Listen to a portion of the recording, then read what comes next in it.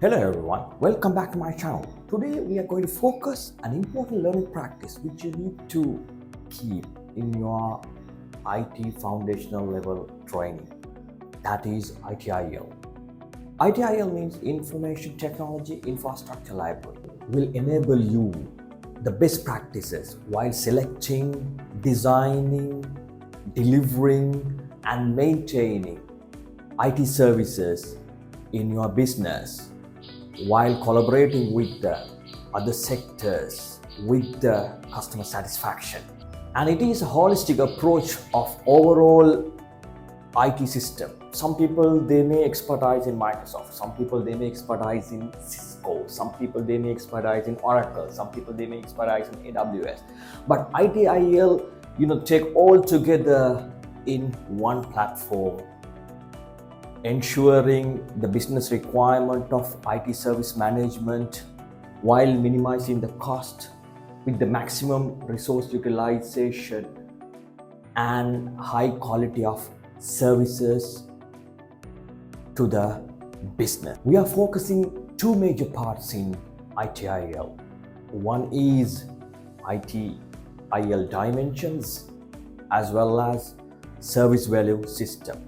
In the ITIL V3, we did focus service strategy, service design, service transition, service operation, and continual improvement.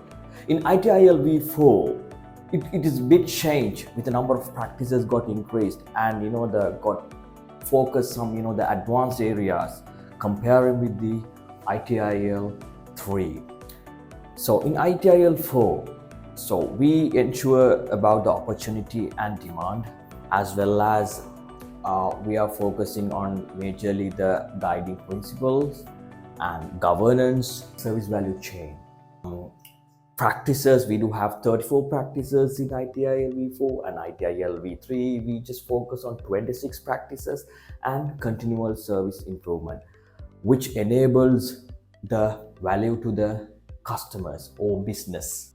Four major dimensions of ITIL are people and organization, information and technology, partners and suppliers, process and value streams. And within ITIL, we are focusing few external factors. We call it pestle factors, which is impacting to the IT service management, day-to-day IT service operations.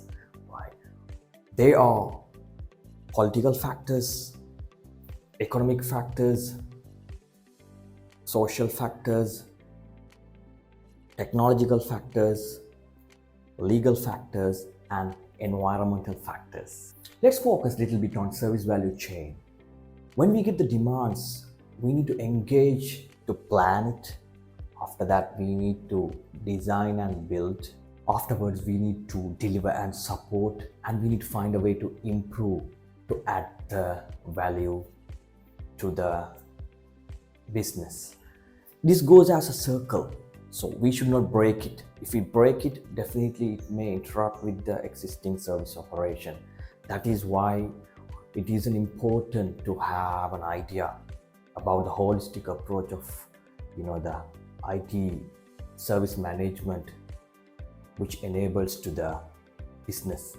We may work in a manufacturing company, or we may work in a health and life science area for a business, or else we may work in telecommunication industry, or we may work in financial service. However, all these sectors, they use IT services in order to make their day-to-day activities more productive, efficient, while ensuring their cost. And there are 7 guiding principles we are majorly discussing on ITIL. We need to know that. It is important for us to know that.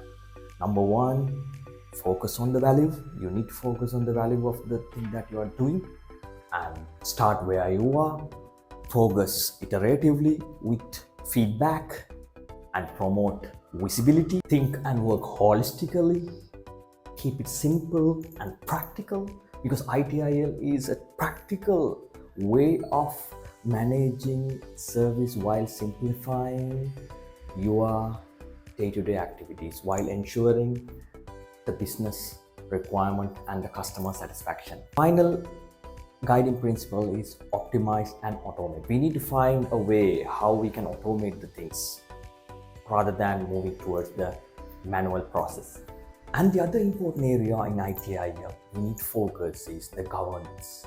We need to evaluate, we need to direct, and we need to monitor. It should go as a cycle. There are 34 major practices in ITIL. We have to majorly focus.